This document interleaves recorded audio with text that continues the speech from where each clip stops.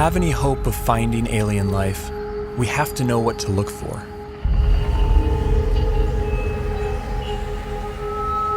But where do we begin? How do we narrow down a seemingly infinite set of possibilities?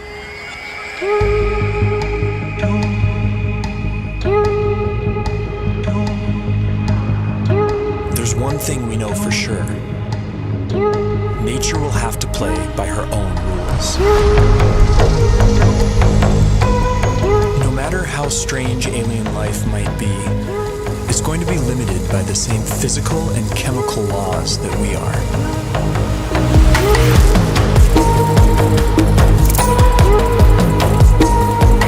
On top of this, each alien environment will further limit what kinds of life forms can evolve there.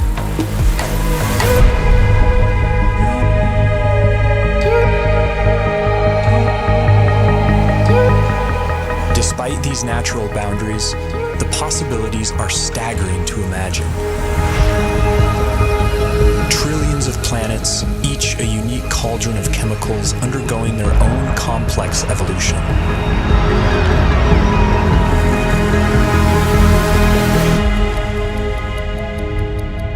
To guide our thinking, this museum of alien life will be divided into two exhibits. Life as we know it, home to beings with biochemistries like ours, and life as we don't know it, home to beings that challenge our concept of life itself.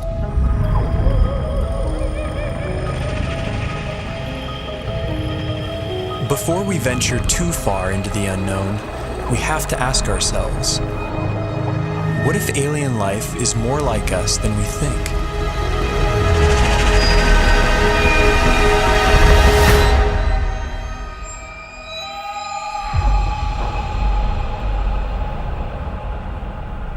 If there's one feature that unites us with the other specimens in this museum, it's carbon.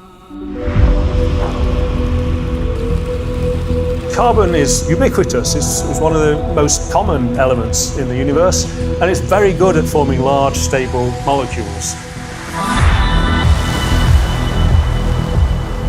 Carbon has the rare ability to form four-way bonds with other elements and to bind to itself in long, stable chains, enabling the formation of huge, complex molecules.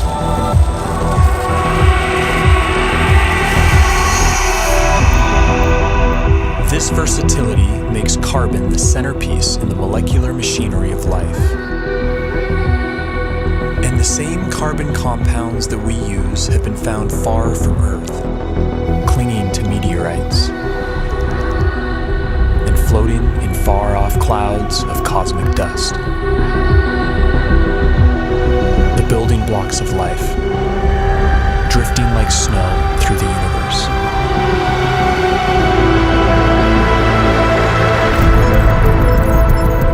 And if alien life has selected other carbon compounds for their biochemistry, they will have plenty to choose from. Scientists recently identified over 1 million possible alternatives to DNA, all carbon-based.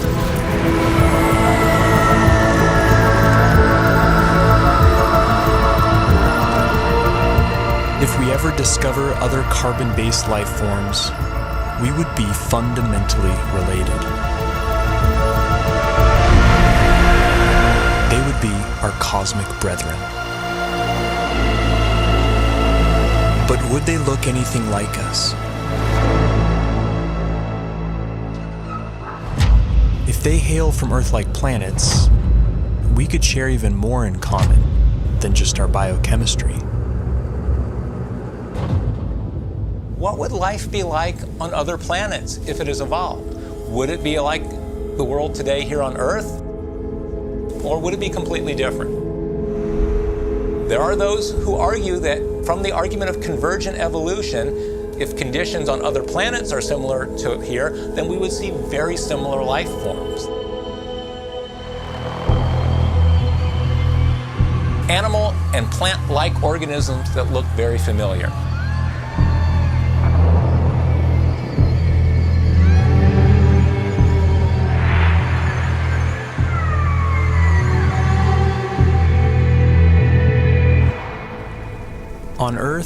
Certain features like eyesight, echolocation, and flight have evolved multiple times independently in different species. This process of convergent evolution could extend to alien planets like Earth, where creatures face similar environmental pressures. It's no guarantee, but there could be certain universalities of life. The greatest hits of evolution on repeat across the universe.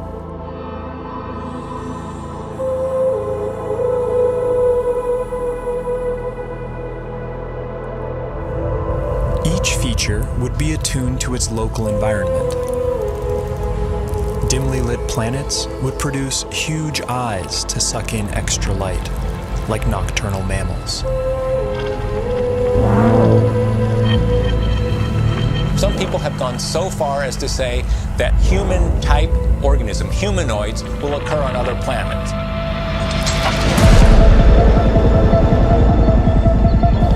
The existence of other human-like organisms seems unlikely, given the long, convoluted chain of events that produced us. But we can't rule it out. If just one in every 100 trillion Earth-like planets produced a human-like form, there could still be thousands of creatures like us out there.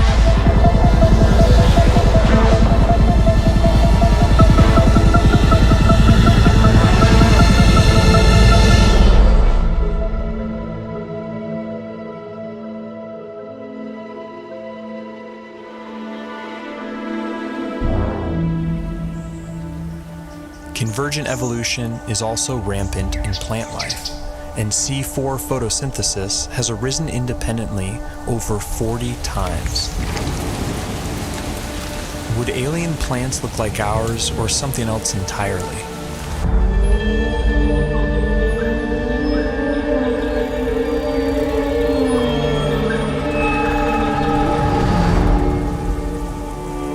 On Earth, plants appear green because they absorb the other wavelengths in the sun's light spectrum.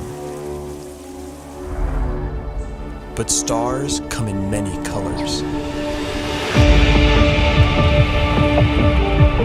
And alien plants would evolve different pigments to adapt to their sun's unique spectrum.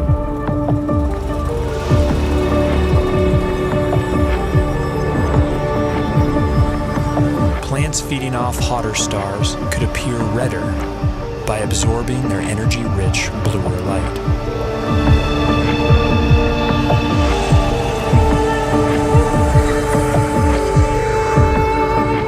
Around dim red dwarf stars, vegetation could appear black, adapted to absorb all visible wavelengths of light.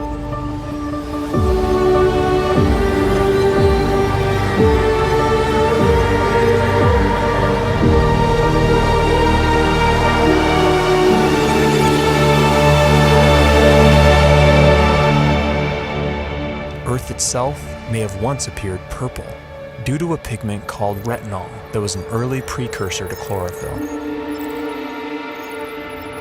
Some think that retinol's molecular simplicity could make it a more universal pigment. If so, we may find that purple is life's favorite color.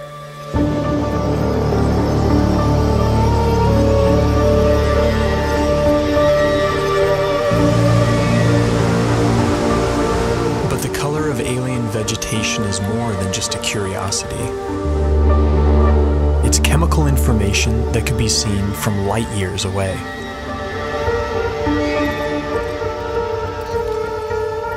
Earth plants leave a signature bump in the light reflected off our planet. Finding a similar signal from another world could point the way to alien vegetation.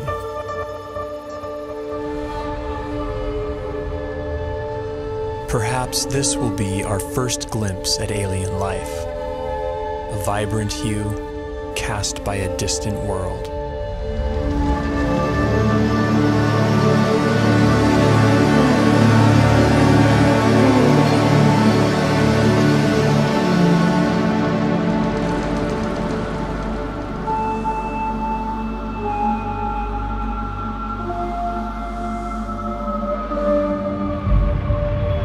What happens when you change the day length of a planet? What happens when you change the tilt of a planet? What happens when you change the shape of the orbit?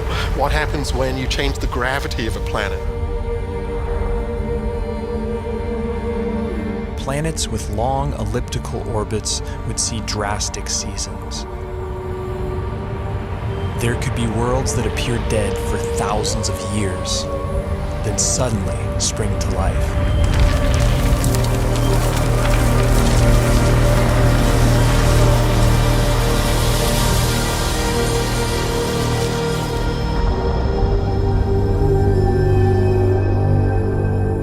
Most of the rocky planets discovered so far have been massive super-Earths.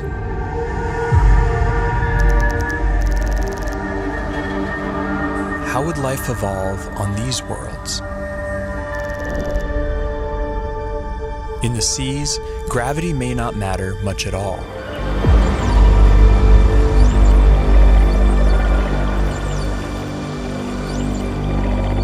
A high-gravity planet isn't high gravity all over.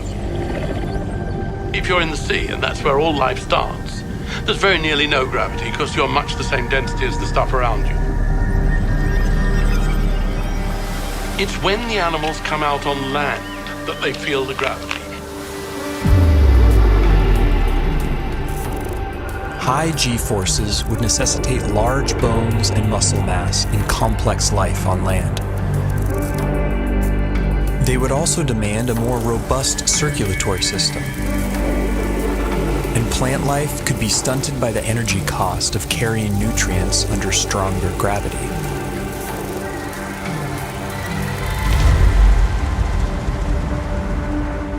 Low-gravity planets would more easily lose their atmospheres to space and lack a magnetic field to protect from cosmic rays.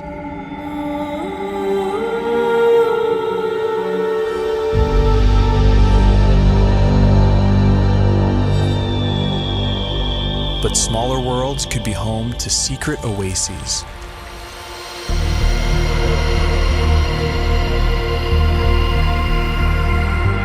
Huge cave systems that provide hideouts for life.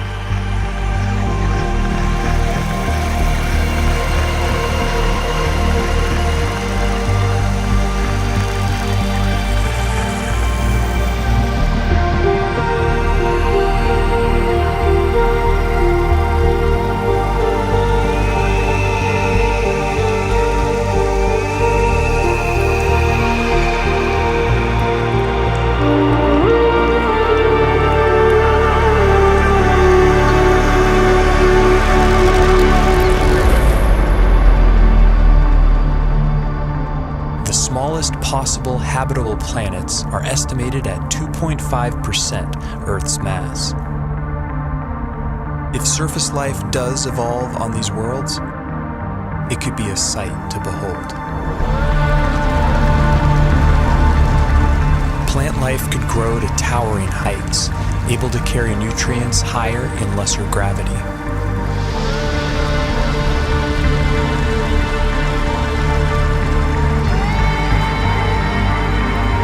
Without the need for bulky skeletons and muscle mass, animals could have body types that boggle the mind.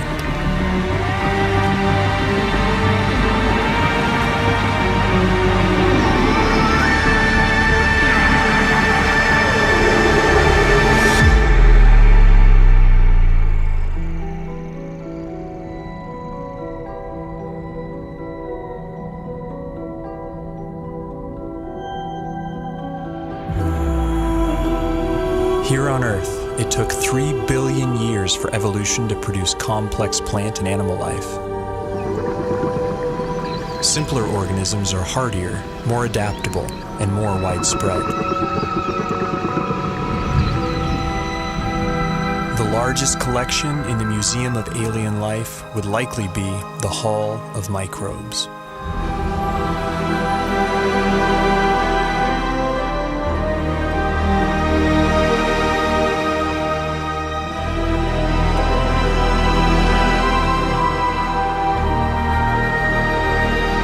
Yet finding even the tiniest alien microbe would be a profound discovery.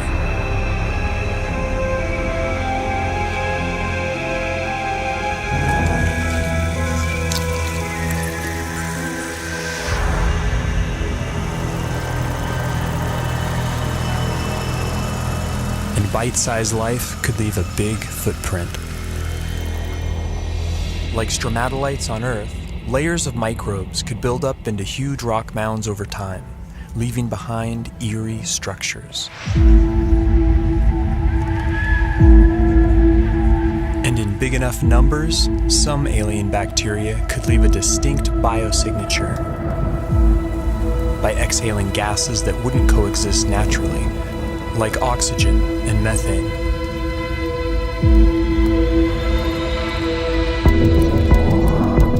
There's ways to make oxygen without life, there's ways to make methane without life, but to have them in the atmosphere together is almost impossible unless you've got biology making those gases at the surface.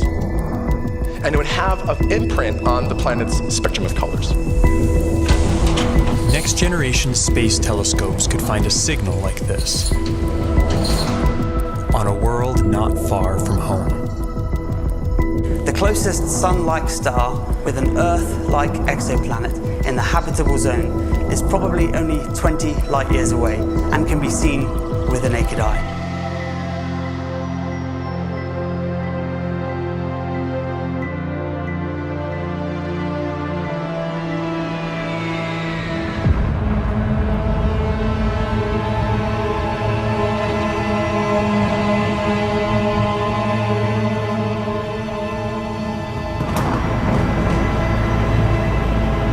Most brown dwarfs are too hot to support life as we know it, but some are just cold enough.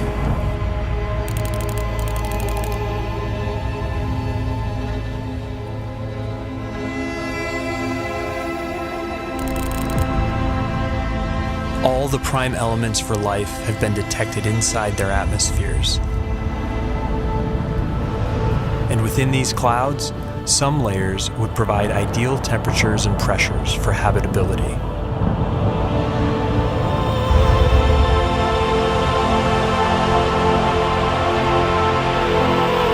There could be photosynthetic plankton in these skies, kept aloft by churning upwinds.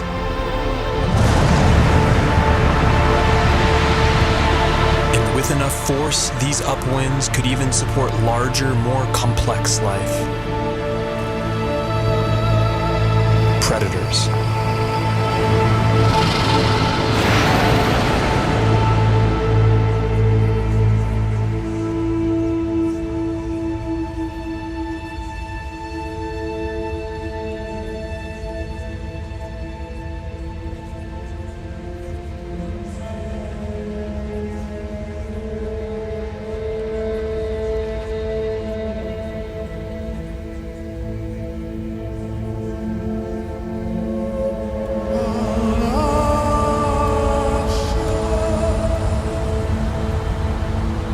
This raises a crucial question. What if we've been looking in all the wrong places? What if nature has other ideas?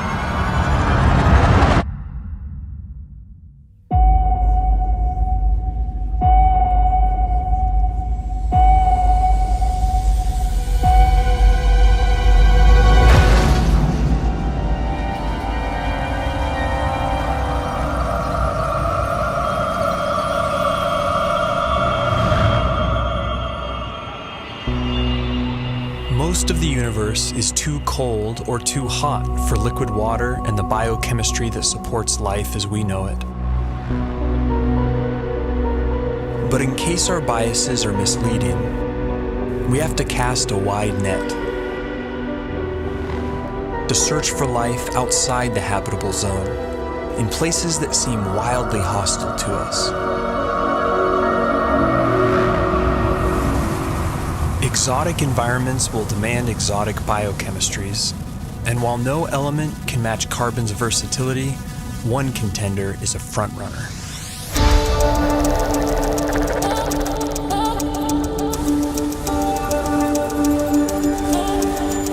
At first glance, silicon seems similar to carbon.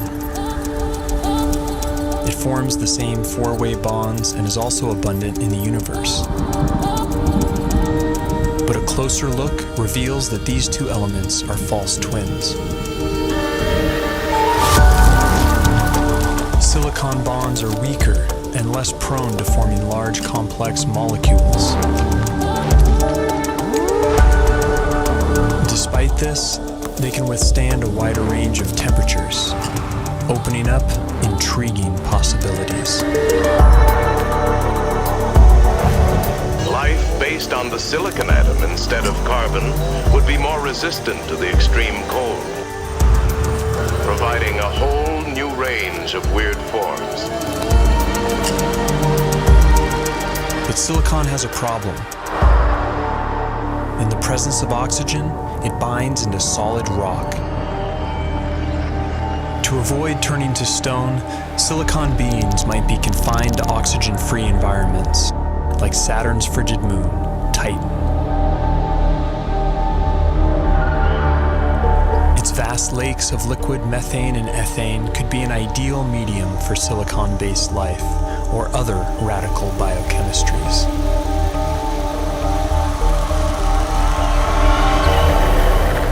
Without ample sunlight, beings on worlds like Titan would likely be chemosynthetic, deriving their energy by breaking down rocks.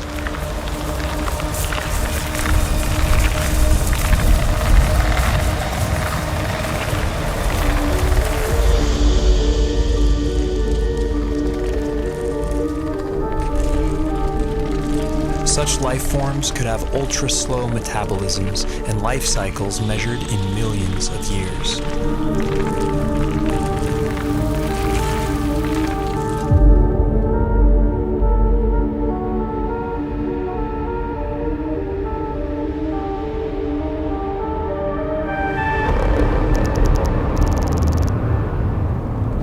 In high temperatures, typically rigid silicon-oxygen bonds become more flexible and reactive, triggering more dynamic chemistry.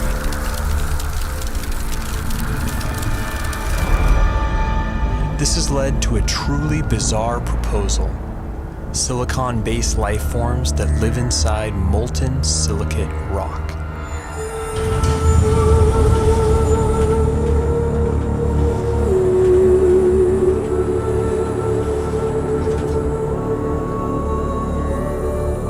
In theory, these forms could even exist deep beneath the Earth inside magma chambers as part of a shadow biosphere. If so, then the aliens are right under our noses. Other shadow biospheres have been proposed, forms of life living alongside us that we don't even know are here, including tiny RNA-based life small enough to go undetected by existing instruments.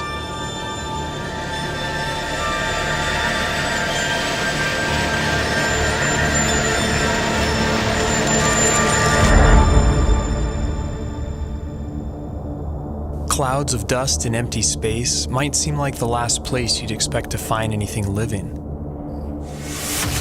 But when cosmic dust makes contact with plasma, a type of ionized gas, something strange happens. In simulated conditions, dust particles have been seen spontaneously self-organizing into helical structures that resemble DNA. These plasma crystals even begin to exhibit lifelike behavior, replicating, evolving into more stable forms, and passing on information.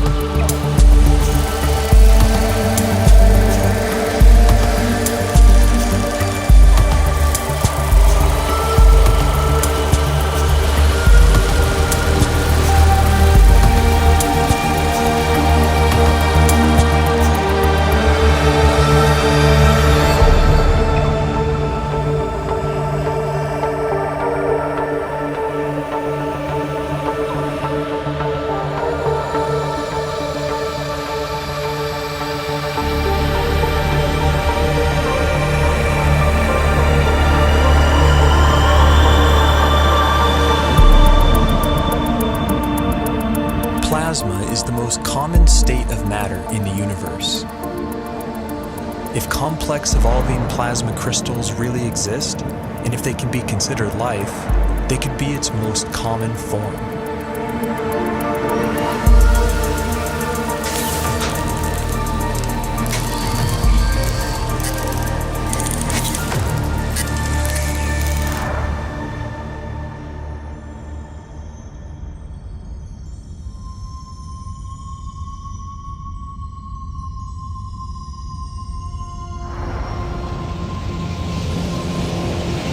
massive suns explode, some collapse into ultra-dense cores called neutron stars. Hulking masses of atomic nuclei crammed together like sardines. Conditions on the surface are mind-boggling. Gravity is 100 billion times stronger than Earth's. But beneath their iron nuclei crust lies something strange. A hot, dense sea of neutrons and subatomic particles.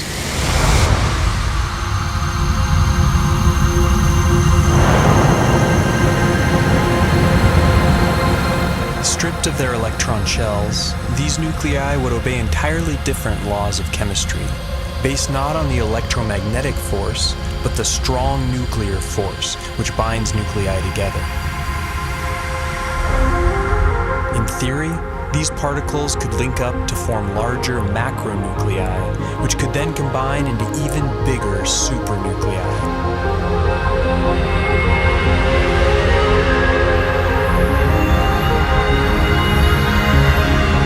If so, then this bewildering environment would mimic the basic conditions for life: heavy nucleon molecules floating in a complex particle ocean.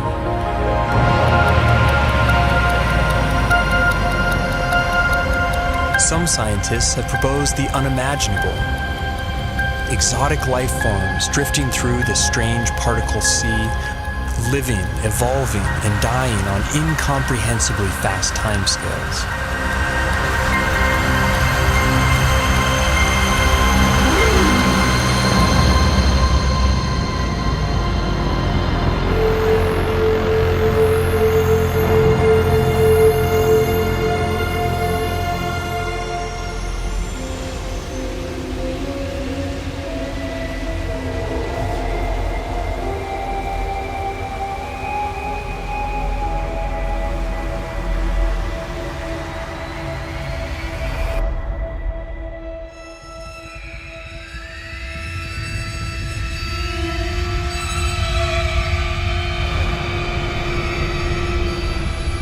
Life is not something that has to evolve naturally. It can be designed.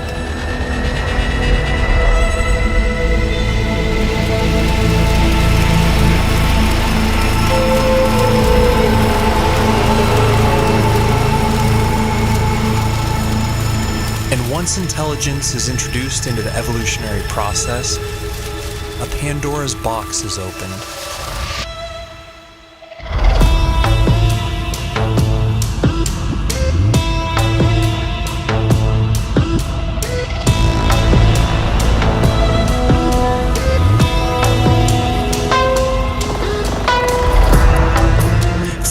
Typical biological limitations, synthetic and machine-based life could be the most successful of all.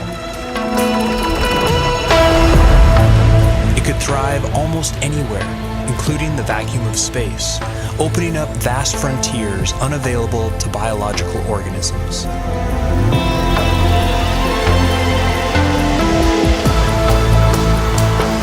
And compared to the glacial pace of natural selection, technological evolution allows exponentially faster growth, adaptability, and resilience.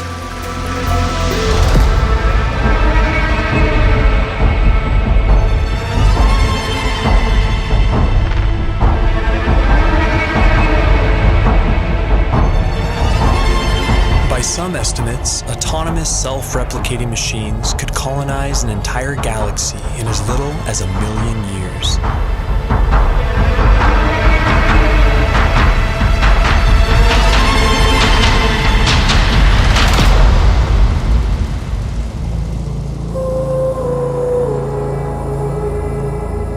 Can't predict how hyper-intelligent life would organize itself. But in theory, there could be convergent evolution at play. The electrical properties of silicon might make it a universal basis for machine intelligence, a redemption for its biological shortcomings.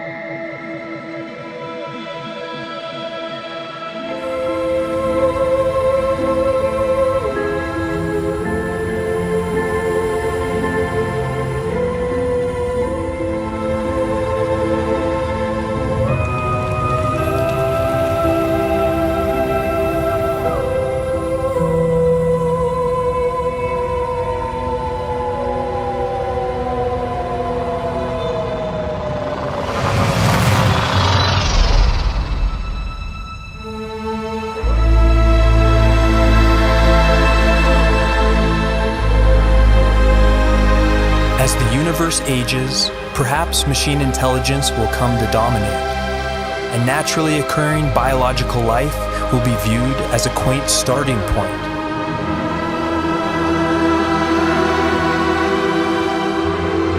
Perhaps we ourselves will lead this transition, and the great human experiment will be merely a first link in a sprawling intergalactic chain of life.